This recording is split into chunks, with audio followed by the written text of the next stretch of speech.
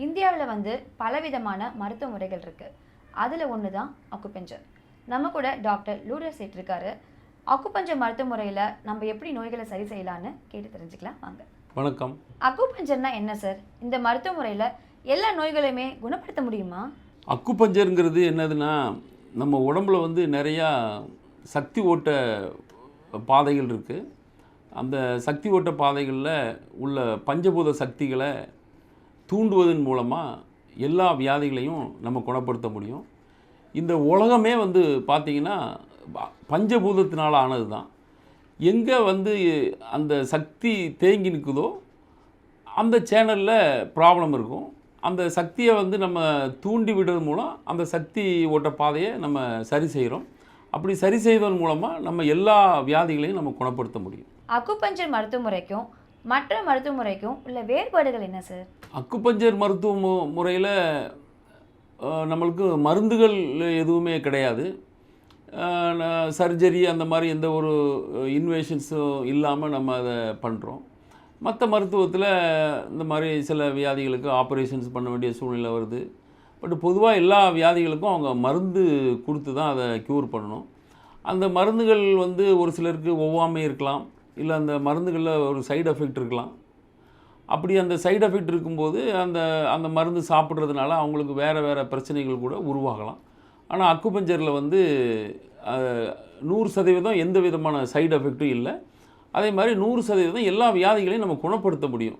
100% அவங்க குணமாகி நம்மள்ட்ட விடுபடலாம். அக்குபஞ்சர் மருத்துவமும் அக்குப்ரெஷர் மருத்துவமும் ஒன்றா சார்? அக்குப்ரெஷர் மருத்துவ முறையும் அக்குபஞ்சர் மருத்துவ முறையும் ஒன்று அல்ல. அக்குபஞ்சரில் நம்ம நீடில் யூஸ் பண்ணி அந்த சக்தி ஓட்டத்தை நம்ம சரி பண்ணுறோம். அக்குப்ரெஷரில் அவங்க ப்ரெஷர் கொடுத்து சரி பண்ணுறேன் அப்படின்னு சொல்கிறாங்க. இந்த ரெண்டுக்கும் இதுவே பெரிய வேறுபாடுன்னு தான் நான் சொல்லுவேன். ப்ரெஷரில் ஒரு சில வியாதிகள் சரி பண்ணுறேன் அப்படின்னு தான் சொல்கிறாங்க. பட் நம்ம அது அக்குப்ரெஷர் பண்ணுறதில்ல, நம்ம அக்குபஞ்சர் தான் பண்ணுறோம். இதில் நம்ம பெரும்பாலும் எல்லா வியாதியும் நம்ம சரி பண்ணுறோம். மாரடைப்பை அக்குபஞ்சர் மருத்துவ முறையில் சரி செய்யலாமா சார்? மாரடைப்பு அப்படிங்கிறத நீங்கள் கொஞ்சம் ஆழமாக நீங்கள் சிந்திக்கணும். ஏன்னா மாரடைப்பு எப்படியெல்லாம் வருது அப்படின்னு பார்த்தீங்கன்னா, அது அதிக கவலைப்படுறதுனால துக்கப்படுறதுனால தான் அந்த மாரடைப்பு வருது. பட் நம்ம பொதுவாக கொலஸ்ட்ரால் இன்க்ரீஸ் ஆனதுனால வருது அப்படின்னு சொல்கிறாங்க. கொலஸ்ட்ரால் நம்ம உடம்புக்கு தேவை. கொலஸ்ட்ரால் இல்லைன்னா மனிதன் வாழவே முடியாது. நீங்கள் ஒவ்வொரு அசைவுகளுக்கும் உடம்புக்கு கொலஸ்ட்ரால் தேவை. அப்போ கொலஸ்ட்ரால் இல்லாமல் மனிதன் வாழ முடியாது. இவங்க என்ன சொல்கிறாங்கன்னா, bad cholesterol good cholesterol, right, okay. இந்த பேட் கொலஸ்ட்ரால் எப்படி செக் பண்ணுறாங்கன்னா, ரத்தத்தில் தான் செக் பண்ணுறாங்க. இப்போ சரி பண்ண வேண்டியது ரத்தமா ஹார்ட்டா? ரத்தத்தை தான் நம்ம சரி பண்ணணும். ஆனால் ஹார்ட்டை போய் சரி பண்ணுறாங்க.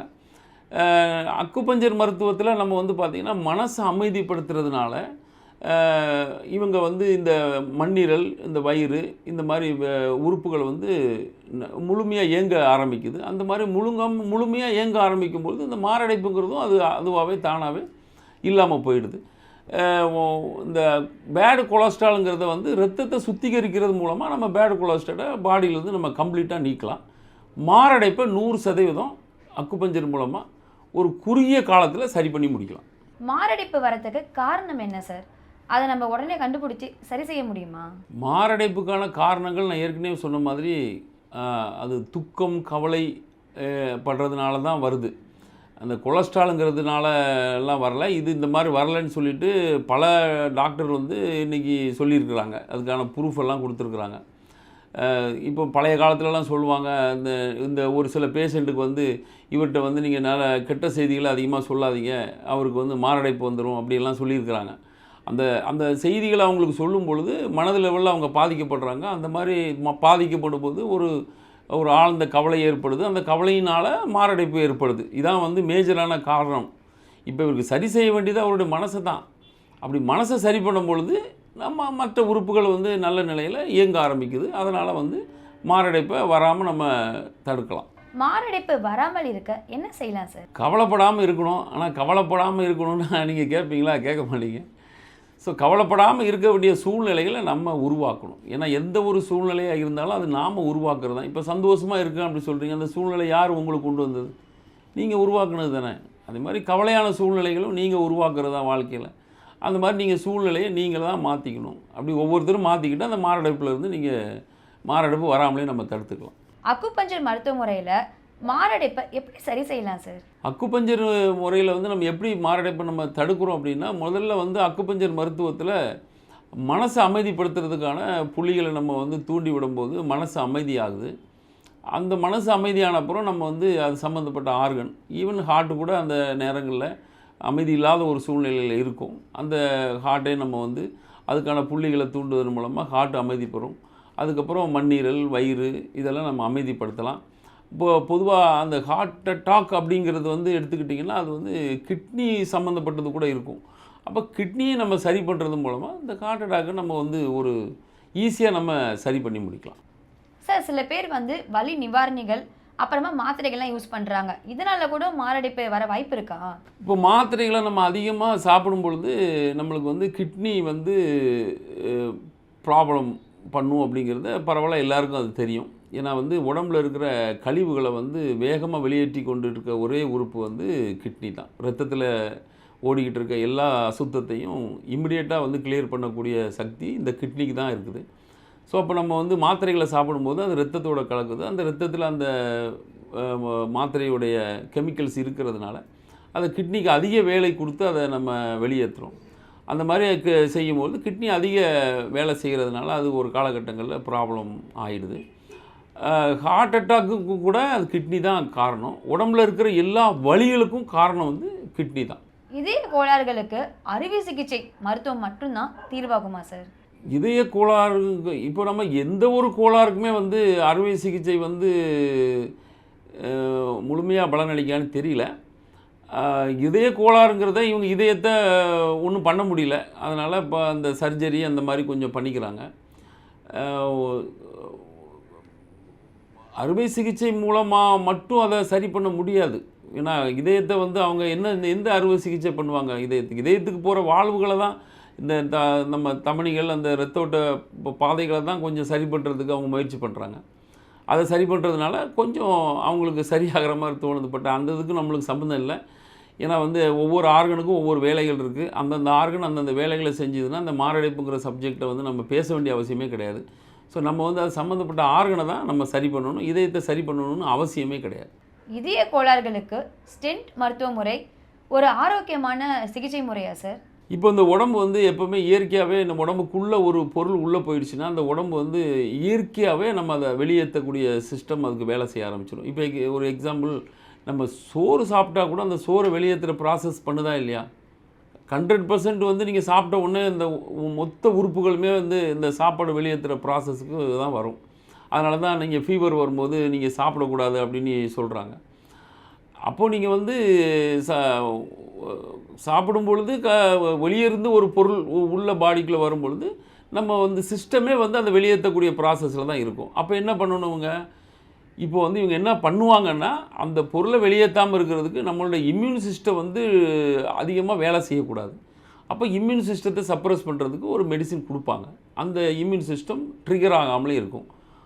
அப்போ தொடர்ந்து அவங்க மெடிக்கேஷனில் தான் இருக்கணும். நீங்கள் ஸ்டண்ட் வச்சுட்டிங்கன்னா தொடர்ந்து மெடிக்கேஷனில் தான் இருப்பாங்க அவங்க. ஸோ அது வந்து உடம்புக்கு நல்லது இல்லை தானே. நம்ம மாத்திரை சாப்பிடும்போது திருப்பி அது கிட்னி ப்ராப்ளம், திருப்பி ஹார்ட் ப்ராப்ளம், அது மாறி மாறி வரும். ஸோ ஸ்டண்ட் வைக்கிறது நம்ம உடம்புக்கு நல்லது இல்லை தான். சார், இப்போ நம்ம ஹார்ட் பேஷண்ட்ஸ் வந்து எது மாதிரி சாப்பாடெலாம் சாப்பிட்லாம், எது மாதிரி வாழ்வியல் முறைகளை வந்து அவங்கள நடந்துக்கிட்டால் நல்லாயிருக்கும் அவங்க லைஃப்க்கு? தவிர்க்க வேண்டிய உணவுகள் வந்து இதய நோயாளிகள் அப்படின்னு சொல்ல வேண்டாம், நம்ம எல்லாருமே வந்து தவிர்க்க வேண்டிய உணவுகள் வந்து ஒன்று தான். நம்ம ஜீரண உறுப்புக்கு அதிக வேலை கொடுக்காத உணவுகள் நம்ம சாப்பிட்ணும். அப்போ எந்த ஒரு உணவு ஜீரண உறுப்புக்கு நம்ம அதிக வேலை பளு கொடுக்குறோமோ அந்த உணவுகள் நம்ம தவிர்க்கணும். 1-2 உணவுகள் வந்து ஜீரணமே ஃபுல்லாக ஆகாது. இப்போ நீங்கள் வந்து பார்த்தீங்கன்னா, இப்போ நீங்கள் நான்வெஜ் எடுக்கும்போது வந்து அது 100% வந்து அது ஜீரணம் ஆகாது. என்ன காரணம்னா, ஒரு நான் வெஜிடேரியன் வந்து ஜீரணம் ஆகிறதுக்கு வந்து 48 மணி நேரத்துலேருந்து 52 மணி நேரம் ஆகும். ஆனால் நம்மளுடைய வயிறு வந்து 1.5 மணி நேரத்துக்குள்ளே அது எல்லாத்தையும் வெளியேற்றிடும். அது ஜீரணம் ஆகுதோ ஆகலையோ அது வெளியேற்றிடும். அப்போ அது வந்து நம்ம சாப்பிட்டா கூட அது ஜீரணம் ஆகாமல் தான் அது வெளியேறும். அதனால் வந்து ஈஸியாக டைஜஸ்ட் ஆகக்கூடிய உணவுகளை நம்ம சாப்பிட்டு பழகணும். கொலஸ்ட்ரால் அப்படின்னு சொல்றாங்கல்ல சார், இதை வந்து இந்த அக்குபஞ்சர் முறையில வந்து கரைக்க முடியுமா சார்? கொலஸ்ட்ரால் நான் ஏற்கனவே சொல்லிட்டேன். கொலஸ்ட்ரால் வந்து உடம்புக்கு நமக்கு தேவை. இப்போ பேட் கொலஸ்ட்ரால் வந்து பாடியில் அதிகமாக ஆயிடுச்சுன்னா இந்த மாதிரி ஹார்ட் சம்மந்தமான பிரச்சனைகள் வருது அப்படின்னு நம்ம சொல்கிறோம். ஸோ வந்து எப்போவுமே வந்து நமக்கு தேவையில்லாத ஒரு பொருள் உடம்புக்குள்ளே இருக்குது அப்படின்னா ஒரு சில ஆர்கன் வந்து அந்த எல்லா உறுப்புகளுமே நம்ம உடம்புல இருக்க கழிவுகளை வெளியேற்றுறதுக்கு தான் போராடிக்கிட்டு இருக்கோம். அப்போ வந்து ஏதோ ஒரு உறுப்புகள் வந்து சரியவர இயங்கவில்லைன்னா இந்த மாதிரி கொலஸ்ட்ரால் தேவையற்ற இதுகள்லாம் நம்ம உடம்புல வந்து தேங்க ஆரம்பிச்சிருக்குது. ஸோ நம்ம இயக்க சக்தி எல்லா உறுப்புகளோட இயக்க சக்தியை வந்து அதிகப்படுத்துவதன் மூலமாக நம்ம கொலஸ்ட்ரால் மட்டுமில்ல உடம்புக்குள்ளே தேவையற்ற எல்லாமே நம்ம வெளியேற்றிடலாம். மனிதனின் உடல் நலனை காக்க அக்குபஞ்சர் கூறும் வழிமுறைகள் என்ன சார்? வழிமுறைகள் அப்படின்னு எடுத்துக்கிட்டிங்கன்னா முதல்ல நல்ல சிந்தனை நம்மளுக்கு வரணும். அப்போ நல்ல சிந்தனை வரணும்னா இப்போ நம்ம ஔவையார் என்ன சொல்லியிருக்காங்கன்னா, தீதும் நன்றும் பிறர் தரவரா அப்படின்னு சொல்லியிருக்காங்க. ஏன்னா நமக்கு நடக்கிற எல்லாமே நாம் செஞ்சதோடைய விளைவுகள் தானே. அப்போ நம்ம செய்ய முன்னாடி நம்ம என்ன செய்ய போகிறோம், அதோடைய விளைவுகள் என்ன அப்படிங்கிறது எல்லாமே நம்மளுக்கு தெரியும். அதை தெரிஞ்சு தான் நம்ம செய்கிறோம். இப்போ வந்து சாராயம் குடிக்கிறதுனால நம்ம என்ன நமக்கு நடக்கும்னு நமக்கு தெரியாமலாம் சாராயம் குடிக்கிறாங்க? அதெல்லாம் இல்லை, தெரிஞ்சு தான் குடிக்கிறாங்க. அந்த மாதிரி வந்து எந்த ஒரு செயலையும் நம்ம செய்யும்போது அதோடைய விளைவுகளையும் நம்ம தெரிஞ்சுக்கிறதுனால தெரிஞ்சு தான் நம்ம செய்கிறோம். அப்படி செய்யும் பொழுது நம்ம பார்த்து நம்ம செஞ்சுக்கணும் முதல்ல. அப்போ மனசு நல்லா அமைதியாக வச்சுக்கலாம். உணவு முறைகள்ங்கிறத எடுத்துக்கிட்டிங்கன்னா, அதான் ஏற்கனவே சொன்ன மாதிரி நல்ல உணவுகள் அப்படிங்கிறது ஈஸியாக டைஜஸ்ட் ஆகக்கூடிய உணவுகள் எல்லாமே வந்து நல்ல உணவுகள் தான். அதனால் அது வந்து நம்ம வந்து அது எந்த மாதிரி உணவாக இருந்தாலும் நம்ம பார்த்தாலே தெரியும் அது இந்த உணவு நமக்கு ஈஸியாக டைஜஸ்ட் ஆகும் அப்படிங்கிறது. பொதுவாக வந்து இந்த கோதுமை பொருட்கள், மைதா பொருட்கள் இதெல்லாம் வந்து கூட டைஜஸ்ட் ஆகிறதுக்கு கொஞ்சம் டைம் எடுக்கும். நம்ம பாரம்பரியமாக நம்ம அரிசி உணவுகள் இதெல்லாம் வந்து ஈஸியாக டைஜஸ்ட் ஆகும். அப்போ நம்ம பாரம்பரிய உணவுகளை நம்ம எடுக்கிறது நம்ம உடம்புக்கு நல்லது. இந்தியாவில் ஏன் சார் இன்னும் இந்த அக்குபஞ்சர் மருத்துவ முறை வந்து இன்னும் பிரபலமாகாமல் இருக்குது? இந்தியாவில் மட்டும் இல்லை, பொதுவாகவே உலகத்தில் வந்து பார்த்திங்கன்னா பல நாடுகளில் வந்து இந்த மருத்துவ முறை வந்து அதிகமாக பிரபலம் ஆகலை. அதுக்கு என்ன ரீசன் அப்படின்னா, பல அரசாங்கங்கள் இதை வந்து முழுமையாக அதை அங்கீகரிக்காமல் இருக்குது. அது ஒரு காரணம். ரெண்டாவது வந்து இதை படிச்சிருக்கவங்க இன்னும் கொஞ்சம் குவாலிஃபைடான பீப்புள் படிக்கணும். அது ஒரு தவறு இருக்குது. அப்படி படிக்கும்பொழுது வந்து இன்னும் மக்கள் அவங்க மேலே ஒரு நம்பிக்கை வைப்பாங்க. நம்பிக்கை இல்லாமல் அந்த மருத்துவ முறை எப்படி வளரும்? அது ஒரு காரணம். பட் அப்படின்னு நம்ம சொல்கிறோம். பட் இன்னும் இப்போ நம்ம வந்து பார்த்திங்கன்னா கடந்த ஒரு 10 ஆண்டு 15 ஆண்டுகளில் பார்த்திங்கன்னா இந்த மருத்துவ முறை இந்தியாவில் நல்லா வளர்ந்துருக்குன்னு தான் நான் சொல்லுவேன். இன்றைக்கி நிறையா மருத்துவர்கள் இருக்காங்க. நிறைய பேர்கிட்ட இப்போ நோயாளிகள் குணம் பெற்றுக்கிட்டு தான் இருக்கிறாங்க. பட் இன்னும் அரசுகள் அதை கவனத்துக்கு கொண்டு வந்து அதை கொஞ்சம் இயற்கை மருத்துவத்தை நம்ம முன்னேற்றணும் அப்படின்னு நினச்சாங்கன்னா இன்னும் கொஞ்சம் அதிக மக்களுக்கு அது போய் சேரும். மாரடைப்பு ஏற்படுவதற்கான அறிகுறிகள் என்ன சார்? இதை நம்ம எப்படி சரி செய்யலாம்? மாரடைப்பு ஏற்படுறதுக்கான ஒரு சில அறிகுறிகளை நான் சொல்கிறேன். உங்களுக்கு வந்து இந்த நெஞ்சு பகுதி வந்து ஒரு கனமான உணர்வு இருக்கும். ஒரு கன்ஜஸ்டடாக ஒரு ஃபீலிங் இருக்கும். அப்புறம் தேவையில்லாமல் வேர்க்கும். இப்போ நைட்டெல்லாம் கூட பார்த்திங்கன்னா நீங்கள் வந்து ஈவன் ஏசிலே படுத்திருந்தா கூட உங்களுக்கு ஒரு வேர்க்கும். அது வந்து ஒரு மேஜரான ஒரு அறிகுறி. அது போக வந்து இடது கை வந்து ஒரு உளைச்சல் ஒன்று கொண்டு வரும். ஸோ இந்த மாதிரி ஒரு 3-4 அறிகுறிகள் இருக்குது. இது வரும்பொழுது நீங்கள் கவனமாக இருக்கணும். நமக்கு வந்து ப்ராப்ளம் ஆகிருக்கு அப்படின்னு சொல்லிட்டு. அப்புறம் தீர்வுகளை நம்ம அதுக்கப்புறம் எப்படி பண்ணணுங்கிறத பார்த்துக்கலாம். இதுதான் அறிகுறிகளாக எடுத்துக்க முடியும். தீர்வுகளுக்கு நம்ம பல தீர்வுகள் இருக்குது. அதை நம்ம எப்படி சாய்ஸ் எடுத்துக்கிறோமோ அந்த மாதிரி தீர்வும் கண்டுக்கலாம். இப்போ சில பேர் வந்து அதிகமாக கோவப்படுறாங்க, உணர்ச்சி வசப்படுறாங்க. இது கூட ஹார்ட் அட்டாக் வரதுக்கு காரணமாக இருக்குமா? கோவப்படுறது, அதாவது பொதுவாக உணர்ச்சிகள் அப்படிங்கிறத பார்த்திங்கன்னா ஒருத்தர் கோவப்படுறாரு அப்படின்னா கூட அந்த எமோஷன்ஸ் எப்படி உருவாகுது அப்படின்னா, எல்லா எமோஷன்ஸுமே வந்து ஒரு இயலாமையோட வெளிப்பாடு தான். இப்போ பயம் ஏற்படுது, அப்போ நம்ம இயலாமை தான் நம்மளுடைய பயம். கவலை ஏற்படுது, அது கூட இயலாமையுடைய தான். கோவப்படுறது 100% நம்ம முழுமையாக இயலாமல் போனோன்னு நம்ம கோவப்படுறோம். இப்போ ஒருத்தங்க வந்து உங்களை ஏதோ கேள்வி கேட்டுக்கிட்டே இருக்காங்க, உங்களுக்கு பதில் தரலைன்னா உங்களுக்கு கோபம் வந்துடும். அந்த மாதிரி இயலாமையோட வெளிப்பாடு தான் கோபம். இந்த மாதிரி கோவப்படுறது மட்டும் இல்லை, இந்த மாதிரி உணர்ச்சிகளை நம்ம வந்து ஓவராக நம்ம வெளிப்படுத்துறது உருவாக்குறதுங்கிறது நம்ம உடம்புக்கு வந்து நல்லதில்லை தான். இந்த அக்குபஞ்சர் மருத்துவ முறையில் ஹார்ட் அட்டாக்கை முழுசாக சரி செய்ய முடியுமா சார்? அக்குபஞ்சர் மருத்துவத்தில் மாரடைப்பை 100% சரி பண்ண முடியும். அது பொதுவாக வந்து மாரடைப்பு அப்படிங்கிறத நம்ம என்ன சொல்லுவோம்னா, நம்ம நெஞ்சில் வந்து ஒரு வலி ஏற்படுறத தான் நம்ம மாரடைப்புன்னு சொல்கிறோம். அடைப்பு ஏற்பட்டதுனால இருதயத்துக்கு சரியானபடி இரத்த ஓட்டம் போகலை, அந்த இரத்த ஓட்டம் போகலைங்கிறதுனால வலி உண்டாயிருக்கு. அந்த வலி தான் உங்களுக்கு மாரடைப்பாக மாறுது அப்படிங்கிறது தான் அதோடைய இது. இப்போது வலி ஏற்படுது அப்படின்னா அது வந்து பார்த்திங்கன்னா, இந்த உடம்புல எங்கே வலி ஏற்பட்டாலும் வந்து அது கிட்னி சம்மந்தப்பட்ட ஒரு சப்ஜெக்ட் தான். ஸோ இந்த ஹார்ட்டுங்கிறது நம்ம பஞ்சபூதத்தில் வந்து ஃபயர் எலிமெண்ட்டு, கிட்னிங்கிறது வாட்டர் எலிமெண்ட்டு. ஸோ இந்த இந்த இருதயத்தை பாதுகாத்துக்கிட்டு இருக்கதே வந்து கிட்னி தான். ஸோ அப்போ கிட்னியை நம்ம சரி பண்ணுறதன் மூலமாக நம்ம வந்து ஹார்ட்டில் இருக்கிற அந்த வலியை வந்து நம்ம நீக்கலாம். இப்போ பஞ்சபூதம்னு எடுத்துக்கிட்டிங்கன்னா எல்லா உறுப்புகள்லையுமே எல்லா பஞ்சபூதமுமே 5 பஞ்சபூதமும் எல்லா உறுப்புகள்லையும் இருக்கும். அது எக்ஸஸ் ஆகும்பொழுது அங்கே வலி, வாட்டர் எலிமெண்ட் எக்ஸஸ் ஆகும்போது வலி ஏற்படுது. அப்போ இருதயத்தில் வாட்டர் எலிமெண்ட்டு எக்ஸஸாக இருக்குது. நம்ம அதை ரிமூவ் பண்ணுறதன் மூலமாக ஹார்ட்டில் இருக்கிற பெயினை வந்து இம்மிடியேட்டாகவே நம்ம சரி பண்ண முடியும். அதுக்கப்புறம் வந்து நம்ம அந்த சில அந்த தொடர்ந்து நம்ம அதை செய்யும் பொழுது, அந்த அக்குபஞ்சர் மருத்துவம் செய்யும் பொழுது ஹார்ட் அட்டாக் வந்து 100% நம்ம சரி பண்ண முடியும். ஒரு முறை அக்குபஞ்சரில் ஹார்ட் அட்டாக் நோயை சரி பண்ணிட்டாங்க, திருப்பியும் ஹார்ட் அட்டாக் வர வாய்ப்பு இருக்கா சார்? அது இயற்கையான முறையில் அது திரும்ப வராது. ஆனால் இவங்க அந்த நம்மளுடைய வாழ்வியல் முறையில் நம்ம தொடர்ந்து பயணிக்கும் பொழுது கவலை, துக்கம் இதெல்லாம் தவிர்க்க முடியாத சூழ்நிலை இருக்குது.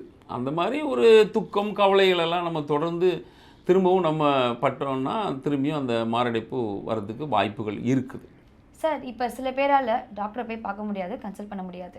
இப்போ ஏழை எளிய மக்கள் அவங்க வீட்டிலேயே வந்து செல்ஃபாக இப்போ ஏதாவது இந்த அக்குபஞ்சர் மருத்துவ முறையில் அவங்கள பார்த்துக்கக்கூடிய ஏதாவது வழிகள் இருக்கா?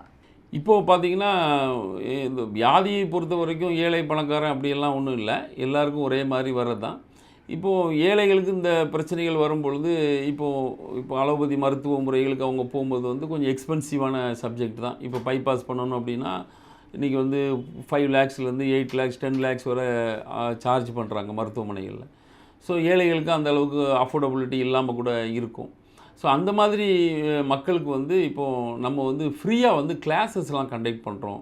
இதை வீட்டிலையே நீங்கள் எப்படி சரி செய்ய முடியும், சின்ன சின்ன நம்ம மருத்துவ முறைகள் பண்ணி அப்படிங்கிறதுக்கு நம்ம ஃப்ரீயாக கிளாஸ் எல்லாம் கண்டக்ட் பண்ணிகிட்ருக்கோம்.